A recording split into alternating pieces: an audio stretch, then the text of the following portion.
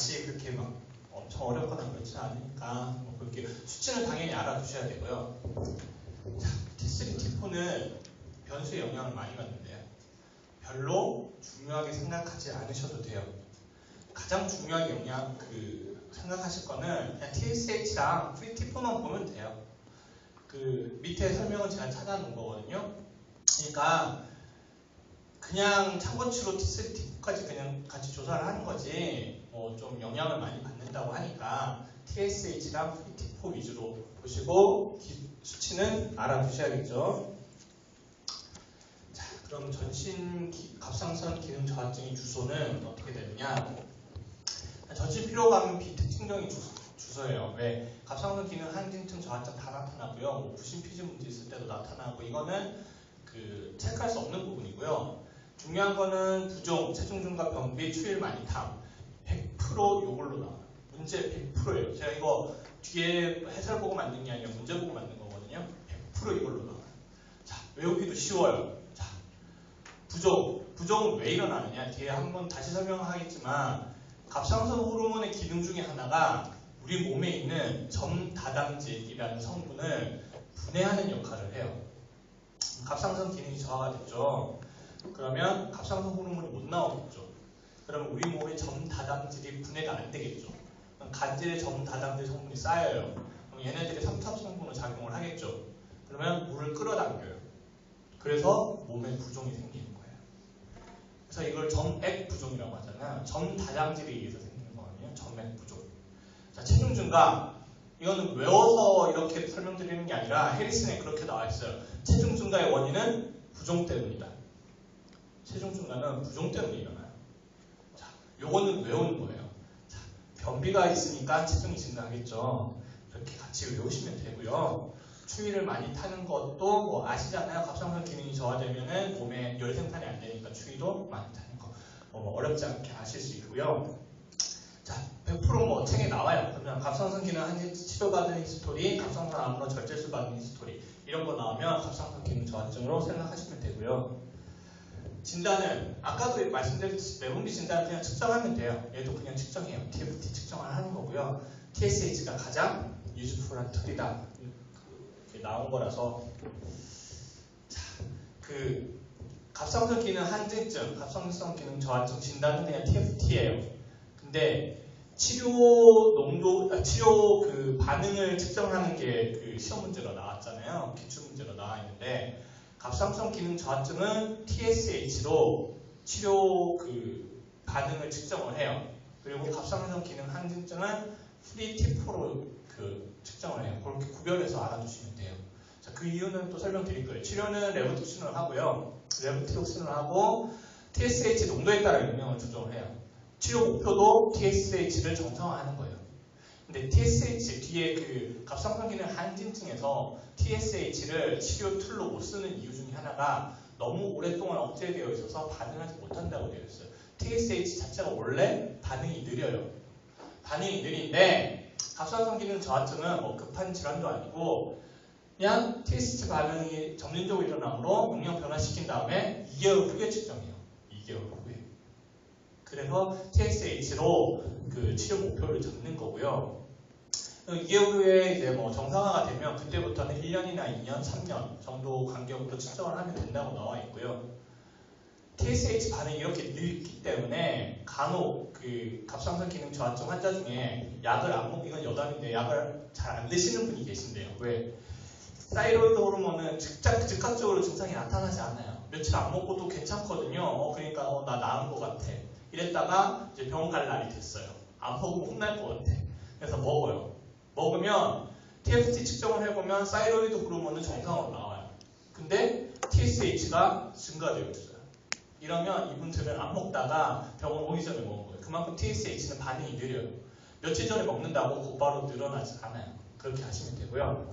자, 밑에 아주 중요한 내용이에요. 심한 갑상선 기능 저하증에는 부신 기능 저하가 잘 동반돼요. 그래서 갑상선 기능 저하증을 그러니까 심한 갑상선 기능 저하증을 사이로스로 교정할 때는 무조건 하이드로코티솔 투여가 꼭 필요해요. 앞에서도 나왔었죠. 뇌하수체 기능 저하증일 때 코티졸 먼저 투여를 해야 되는 거고 갑상선 기능 저하증, 그 뒤에 점액부종 나왔잖아요. 점액부종은 심한 갑상선 기능 저하증인데 치료가 하이드로코티손 먼저 줘야 돼요. 하이드로코티손 주고 그 다음 사이록신 호르몬 주는 거예요. 왜? 갑상선 기능 저하증에는 부신 기능 저하가 잘 동반되기 때문에 그래요. 뭐 리튬 뭐 이런 거 하시면 되고, 점액부종 아까 설명드렸던 거예요. 점다당제 분해하는 역할을 해서 얘네들이 부종이 생겨요. 그래서 아까 말씀드렸던 유효순환 혈액량이 부족하면 물을 끌어들인다고 했잖아요. 유효순환 혈액량을 늘리기 위해서.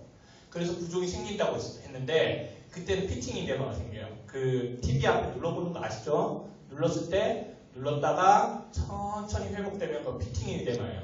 그거는 우리 몸에 유효순환 혈액량이 부족해서 신부전이나 신증후군이나 간 경변처럼 그렇게 유효순환 혈액량이 부족해서 물을 끌어들여서 생긴 거고요. 점액부종은 달라요. 눌러보는 이유가 점액부종인지 그냥 부종인지 확인하려는 거거든요. 점액부종 눌렀을 때 잘 들어가지도 않고 바로 돌아와요. 그렇게 구별하시면 됩니다. 자, 사이로톡시코시스 주소는 일단 월경이 없어요. 아까 말씀드렸죠. 무월경 진단할 때 프로락틴이랑 사이로이드 호르몬을 제일 먼저 체크해요. 제일 먼저. 그래서 사이로이드 호르몬이 늘어났거나 줄어들거나 다 무월경이 생길 수 있어요. 그래서 무월경이 주소로 있고요. 그 다음에 그 밑에 주소는 쉬워요. 그냥 운동 많이 하고 난 다음에 증상과 유사해요.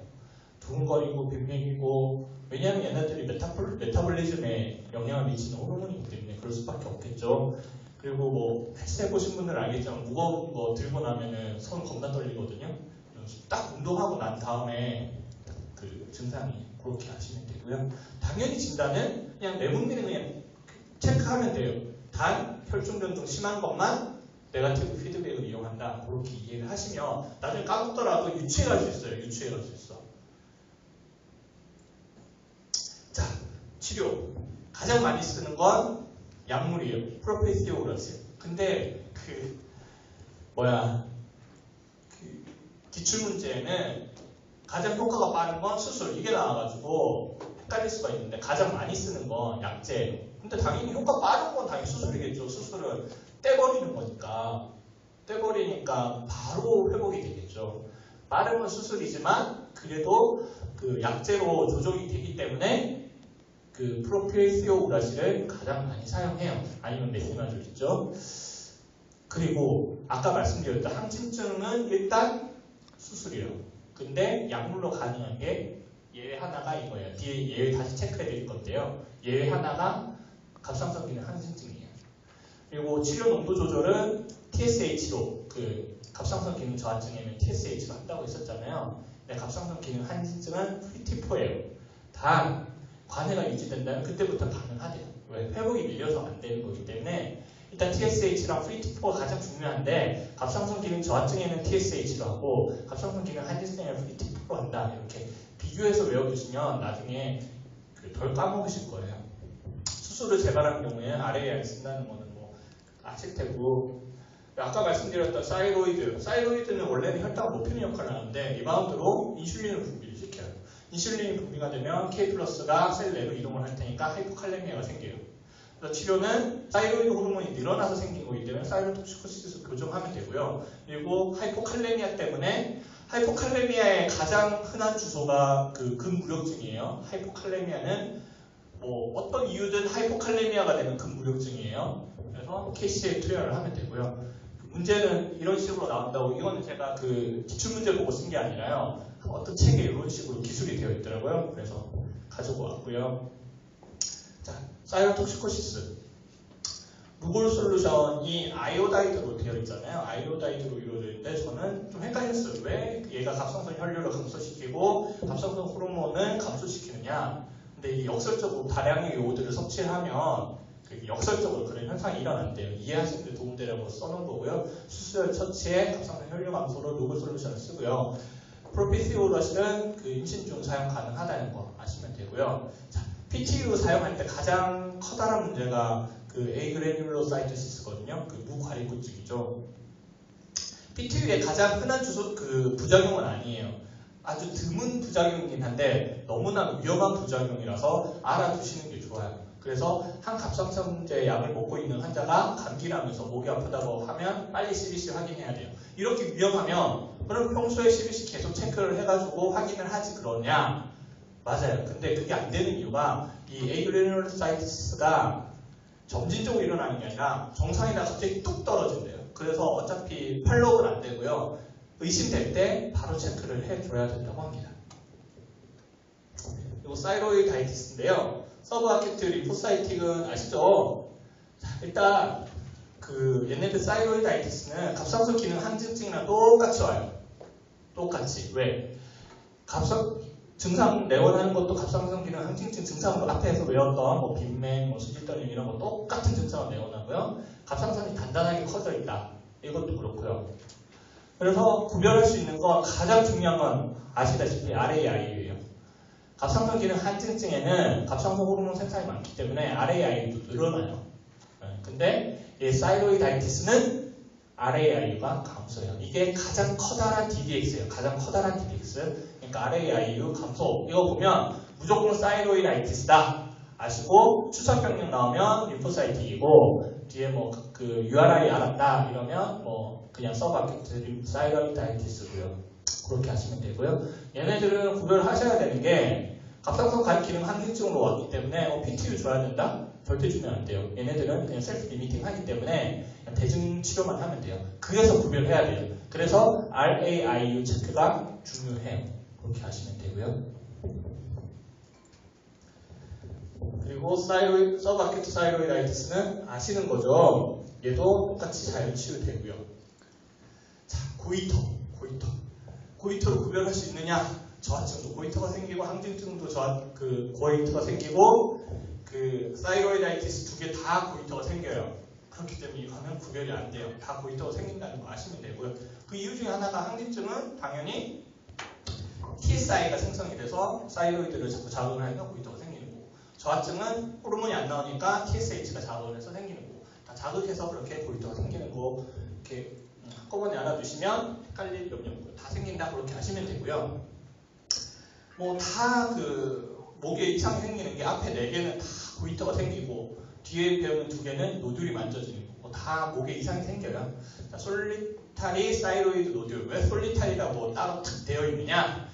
갑상선에서 노듈이 여러 개일 경우는 악성 가능성이 낮아요. 딱 하나 있을 때는 악성 가능성이 높기 때문에 솔리타리 사이로이드 노듈이라고 되어 있고요. 왜 노듈을 배우느냐? 목적은 하나예요. 이 목적을 알아두시면 뒤에 공부하는 거 쉬워요. 되게 중요해요. 갑상선을 감별하기 위해서 사이로이드 노듈을 배우는 거예요. 그리고 문제도 다 갑상선 암이냐 아니냐 그것 때문에 배우는 거예요. 그래서 가장 문제 중에 많이 나오는 것도 악성 위험성이 높은 거 이거 많이 나오고 진단하는 과정도 얘가 암이냐 아니냐가 고민인 거지 다른 건 아니에요. 누들 자체는 문제가 아니기 때문에 누들 봤을 때 얘가 암이냐 아니냐 거기에만 관심을 두시면 돼요. 자, 진단 과정 한번 볼게요. 조 내용 아시고 가시면 밑에 거 파악하기 쉬워요. 알려드릴게요. 자, 처음에 TSH 측정을 해요. 낮으면 사이로이드 스캔을 하고 또 한 노듈 나오면 RAI를 하고 콜드 노듈을 하면 FNA 바이옵시를 하고 노말이면 FNA 바이옵시, 악성이면 수술, 양성이면 투여하면서 FNA 6개월 간격을 반복, 더 커지거나 재바이옵시나 의심스 없는 수술. 네, 이런 식으로 강의 안 하죠. 이거 모르셔도 돼요. 이게 진단 과정인데 저 목표, 갑상선 암을 감별하는 게 중요하다. 그 목표만 갖고 있으면 뒤에 내용 파악 쉬워요. 볼까요? 우리의 목표는 암이냐 아니냐예요. 그래서 웬만하면 FNA 바이옵시예요. 단 예외는 TSH가 낮고 한 노듈일 경우 기능성 악성은 없거든요. 사이로이드 노듈은 콜드 노듈일 때만 5에서 10% 정도 악성이 나오고요. 한 노듈일 때는 악성의 가능성이 없어요. 그래서 한 노듈이 TSH가 낮고 한 노듈일 경우만 RAI를 쓰고요. 무조건 웬만하면 FNA예요. 앞에 내용 정리한 게 이거예요. 웬만하면 FNA 바이옵시고 TSH 낮고 한 노듈일 경우에만 RAI 쓸 수 있다. 그리고 웬만하면 수술이에요. 왜? 우리는 노듈 자체가 문제가 아니라 악성일 경우에 커다란 문제가 생기는 걸 예방을 해야 되기 때문에 아주 진보적으로 웬만하면 수술이에요. 단 6개월 간격으로 계속 FNA 반복했어요. 계속 양성이면 그냥 냅두는 거예요. 6개월 간격으로 계속 반복하다가 악성 나오면 그때 수술을 하는 거고요. 그냥 웬만하면 수술이고 요 경우에만 수술이 아니라 TSH로 억제하고 있어요. 그렇게 하시면 되고요. 그러면 RAI 했을 때 한 노드를 나왔을 때는 어떻게 치료를 하느냐? KFT 정상일 때는 그냥 사이로이드 펑션 테스트 팔로우만 해요. 왜? RAI로 치료를 하려면 아이오다인 업테이크를 많이 해야 되잖아요. 그래서 하이퍼 펑션이 됐을 때 그때 그 131I로 치료를 한대요. 이건 뭐 그냥 참고로 알아두시고 그 앞에 뭐 복잡한 플로우 차트 모르셔도 돼요. 요렇게만 이해하시면 그 플로우 차트 다 이해하신 거예요. 그렇게 하시면 되고요. 우리는 노들에 관심을 가진 이유는 악성이냐 아니냐 때문이다. 그러므로 악성의 가능성이 높은 경우를 알아야겠죠. 뭐 다들 이거 너무나 킹야마라 아실 것 같긴 한데 20세 이하 최소 대상. 그리고 저는 뭐 이렇게 외우긴 했는데 남자 하면 갑바잖아요. 그래서 갑상선 호르몬은 남자가 그 악성의 가능성이 높다. 이렇게 외웠고요. 근데 착각하시면 안 되는 게 사이로이드 노드를 여성에서 만나요. 그리고 파필라리 캔서 자체도 악성 자체도 여성에서 만나요. 이게 무슨 말이지? 그러니까 아주 극단적으로 얘기를 하면 남자는 그 2명 중에 그러니까 사이로이드 노들이 2명 걸리고 여자는 사이로이드 노들이 뭐 100명 걸리는 거예요. 근데 남자는 2명 중에 1명이 악성인 거예요. 여자는 100명 중에 10명이 악성인 거예요. 절대적인 수는 여성이 많아요. 근데 확률은 남성이 더 높은 거예요. 아시죠? 네. 혹시 착각해가지고 나중에 그 사이로이드를 갑바라고 했으니까 무조건 남자 이러시면 안 돼요. 오히려 여자에 훨씬 많아요. 여자에 훨씬 많은데 확률이 높은 건 남자예요. 뒤에는 뭐 다 거의 나온 거니까 하시면 돼요. 팔로업도 뭐 아시죠? 이거 03년도 문제인데 공부할 때 항상 헷갈렸었는데 국소 림프절 전이 유무가 생존율에 관계가 있냐 없냐 그 밑에 해리슨에 딱 나온 내용이거든요. 고려되고 있대요. 이 문제는 그냥 버리시면 될 것 같아요. 아직 그러니까 커다란 영향은 없는데 그렇다고 아예 없지는 않느냐 이런 게 그런 것 같아요. 약간 논란인 것 같아서 제가 뽑아왔고요. 부갑상성 볼게요. 일단 기본 수치는 당연히 아셔야 돼요. 기본 수치는. 자, 그럼 부갑성성 기능 항진증 환자들은 어떠한 주소로 내원을 하느냐? 다양하게 내원해요. 그냥 증상이 없이 검사했는데 고칼슘혈증이었어. 이런 환자들도 있고요. 근무력증, 피로감, 변비, 구토 증상으로 오시는 분들도 있고요. 그리고 그 병력상 이런 게 주어져요. 골절 병력이나 결석, 절제술 병력. 왜? PTH의 역할은 뭐죠? 뼈에 주로 작용을 해서 뼈에다가 그 곡괭이질을 한다고 생각하시면 돼요. 상상은. 곡괭이질을 해가지고 뼈에서 칼슘을 끌어내는 거예요. 그러니까 뼈가 약해지겠죠. 골절 병력이 잘 생길 수 있어요. 혈중에 칼슘이 많아지겠죠. 그러면 결석도 생길 수가 있어요. 그렇게 하시면 되고요. 자, 그러면 무증상의 고칼슘 혈증 환자는 일단 고칼슘 보이면 무조건 PTH 체크예요. 고칼슘 혈증 보이면 무조건 PTH 체크하는 것부터 시작이에요. 이렇게 아시면 되고요. 그 퍼시픽에는 부갑성성 기능 저하증도 PTH부터 체크를 한다고 되어 있는데 그 러프하게 보면 맞는 내용인데 틀린 내용이에요. 제가 찾아본 책에 의하면 다시 설명드릴 건데 일단 갑상선 기능 항진증은 PTH 증가를 먼저 측정을 한다는 거 아시면 되고요. 그럼 PTH도 일중 농도가 일정한 거겠죠. 자, 치료 한번 볼게요. 아까 러프하게 설명드렸었는데 고칼슘 혈증의 치료는 수액 공급이 우선이에요. 왜 수액 공급으로 고칼슘 혈증이 치료가 되느냐? 아까도 말씀드렸듯이 칼슘이랑 소듐은 이동 방향이 같아요. 그래서 물을 쏟아 부으면 우리 몸이 소듐을 재흡수를 하지 않겠죠. 그러면 칼슘도 따라 못 들어와요. 칼슘이 빠져나가겠죠. 그래서 고칼슘 혈증이 치료가 되는 거예요. 아까 말씀드렸죠. 그 헬렌스 루프 까지는 칼슘이랑 소듐이 이동 방향이 같고요. 원위세뇨관 이유는 칼슘이랑 소듐이 이동 방향이 반대예요. 근데 네트로 하면 이동 방향이 같아요. 왜? 근위세뇨관이 절대적인 양을 차지하고 있기 때문에. 그렇게 알아두시면 사이아자이드 외울 필요 없어요. 얘 원위세뇨관이 작동하지? 소듐이랑 칼슘이랑 반대 방향 이동을 하니까 얘는 고칼슘 혈정을 일으키는구나. 프로스마이드는 헬렌스 루프에 작동을 하니까 얘는 소듐이랑 칼슘이랑 같은 방향 이동을 하니까 저칼슘 혈정을 일으키는구나. 네, 그렇게 이해하시면 어렵지 않아요.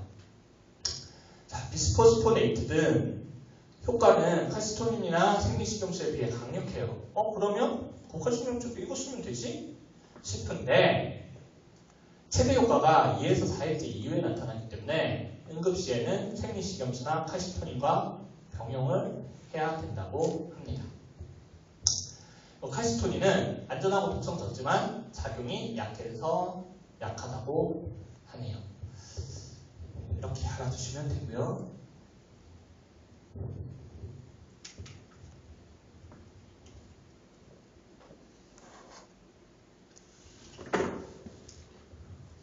항진증 치료는 아까 말씀드렸듯이 3가지 예외 제외하고 다 수술이에요. 수술. 복압상선 기능 항진증도 수술이에요. 근데 특별한 이상이 없으시 고칼슘 혈정이 있긴 한데 특별한 증상이 없으면 그냥 추적 관찰 가능하대요. 그냥 1년에 2번, 혈청 칼슘 1년에 2번이고 혈청 크레아틴이랑 골밀도는 1년에 1번인가 그렇게 되어 있던데 어쨌든 특별한 이상이 없을 시에는 추적 관찰을 할 수는 있는데 어차피 이건 추적 관찰이고 결국은 수술이죠. 수술. 그리고 특히 50세 미만의 환자는 너무 오랫동안 추적 관찰해야 되잖아요. 그러니까 한 번에 끝내는 게 나아요. 그래서 50세 미만은 수술을 하고요. 그 이상인 경우에는 경우에 따라서 추적 관찰할 수도 있다. 이렇게 아시면 돼요. 자, 이것도 그걸로 나와가지고 기출문제로 나와서 뽑아놓은데 자, 골막하 흡수소견이 초기에 잘 나타나는 거예요. 아까 말씀드렸듯이 PTH는 뼈를 닦는 역할을 해요. 그러면 골막하 흡수소견이 나타나겠죠. 초기에 잘 나타나는 건 이건 제가 그냥 쉽게 외우려고 저는 이렇게 했어요. 이렇게 해가지고 이렇게 때리는 거예요. 가장 흡수가 잘 되는 건 스컬이랑 미들 펠링스. 이게 지금 뼈 깎아내고 있는 거예요. 이렇게 뼈가 제일 잘 깎이는 거예요. 여기가 제일 잘 깎이는 거예요. 네, 그러니까 이렇게 외워두시면 편해. 별걸 다 하죠. 네.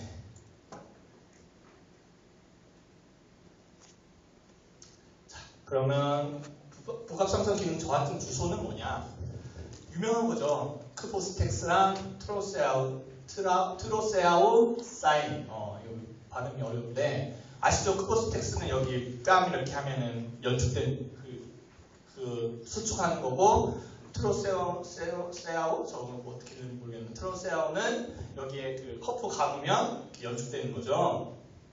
아시고 그 근육 연축 그리고 손저림, 손 얼굴의 경련. 그러니까 저칼슘 혈증의 주소는 근육의 수축이에요. 저칼슘 혈증의 주소는 근육 수축이에요. 자, 저는 학생 때 공부할 때 헷갈렸어요. 자, 근육 수축할 때는 칼슘이 싹 들어가가지고 근육이 수축한다고 했었는데 그러면 고칼슘 혈증 때 근육이 수축해야 되는 거 아닐까? 왜 저칼슘 혈증 때 근육이 수축을 하지? 하고 고민만 하고 안 찾아봤어요. 네, 그래서 제가 지금 찾아봤어요. 소듐체를 바깥쪽에 칼슘 이온이 결합되어 있대요. 근데 이 칼슘 이온이 적으면 작은 자극에도 소듐 채널이 쉽게 열리기 때문에 저칼슘 혈증 때 근육이 오히려 잘 수축을 하고요. 그래서 고칼슘 혈증 때는 오히려 근무역증이에요. 그렇게 아시면 돼요. 자, 저칼슘 혈증 진단. 일단 퍼시픽에는 간단하게 PTH 체크라고 되어 있는데 원래는 그게 아니고요. 일단 병력으로 먼저 진단을 해야 된대요.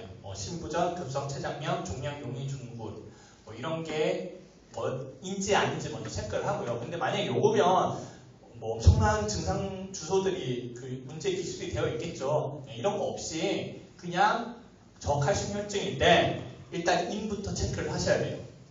인이 만약에 증가되어 있으면 PTH를 체크를 하는 거고요. 인이 감소되어 있으면 비타민 D를 체크를 하는 거예요. 아시죠? PTH는 칼슘을 높이고 인을 낮추는 역할을 하는 거고 비타민 D는 칼슘을 높이고 인도 높이는 역할을 하기 때문에 이동 방향이 같으면 비타민 D를 체크를 하는 거고요. 이동 방향이 반대면 PTH를 체크를 하는 거예요. 자, 만약에 PTH가 감소되어 있을 경우에는 가장 먼저 해야 될 거는 마그네슘 농도부터 측정을 해야 돼요. 왜? 마그네슘의 역할이 뭐예요? PTH를 짜주는 역할이에요. 그 기출문제에도 하나 있어요. PTH 분비와 관련된 기전과 관련된 그거 찾아서 저 마그네슘 혈증 그게 답인 기출문제로 있더라고요. 마그네슘은 PTH를 짜주는 역할을 해요. 마그네슘이 있어야 PTH가 짜져요. 그러면 저 마그네슘 혈증에는 PTH가 안 짜지겠죠. 그래서 PTH가 감소되어 있을 경우에는 마그네슘에 의한 건지 아닌지부터 체크를 해야 돼요. 그렇게 하시면 되고요. 그리고 일반 사람들도 많이 알고 계시던데 여기 막 떨리면 마그네슘 부족해서 그렇대. 그게 여기에 연유하는 거예요. 자, 마그네슘이 부족하면 PTH가 안 나오겠죠. PTH가 안 나오면 저칼슘 혈증이 일어나겠죠. 그래서 테타니가 일어나는 거예요. 네. 그래서 일반 사람들이 마그네슘 부족해서 그렇대 이렇게 얘기하는 게 여기에 연유하는 거예요. 자, 그럼 치료는 어떻게 하냐? PTH 주면 안 되냐? 아시다시피 PTH는 그 기출문제도 있잖아요. 단백질 호르몬이잖아요. 단백질 호르몬. 폴리펩타이드 호르몬이잖아요. 먹으면 소화돼서 분해돼요. PTH는 그래서 줄 수가 없고요. 자, 비타민 D랑 오랄칼슘. 또 비타민 D가 가장 중점적으로 작용하는 부위는 장관인 거 아시죠? 이 정도는 아시죠? 네. PTH는 뼈에 주로 작용하고 비타민 D는 장관에 주로 작용을 해요. 그래서 장관의 칼슘 흡수에 가장 커다란 역할을 해요. 그러니까 칼슘이랑 비타민 D 같이 주면 되고요. 사야자이드는 아까도 말씀드렸듯이 위세뇨가는 소듐이랑 칼슘의 이동 방향이 반대이기 때문에 사야자이드는 고칼슘 혈증을 일으킬 수 있기 때문에 치료로 쓸 수가 있고요. 하이포마그네슘이아가 있을 경우에는 마그네슘만 보충해주면 하이포칼세미아도 호전이 된다고 합니다. 그래서 제가 뒤에 마그네슘 따로 정리를 해놨어요. 자, 마그네슘이 아까 말씀드렸듯이 PTH 스크리션 시키는 역할을 해요. 근데 이거는 중요한 내용은 아닌데 인슐린 분비원 역할도 한대요. 그러니까 약간 마그네슘이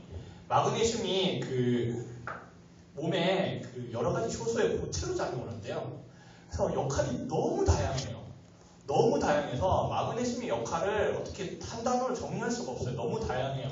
근데 그 중에 하나가 PTH랑 인슐린을 짜주는 역할을 해요. 이렇게 하시면 되고요. 저 마그네슘 혈증이 있을 때는 PTH가 안 나오니까 저 칼슘 혈증도 유발을 하고 저 칼륨 혈증도 유발을 한다는 거. 요거는 중요한 내용은 아닌데 한번 정리하는 참에 한번 정리해 보시라고 뽑아온 거고요. 전해질이 너무 헷갈려서 저는 공부할 때 전해질이 너무 헷갈려서 그래가지고 좀 정리를 해봤고요. 이거는 이따 끝나고 한번 여쭤보겠습니다.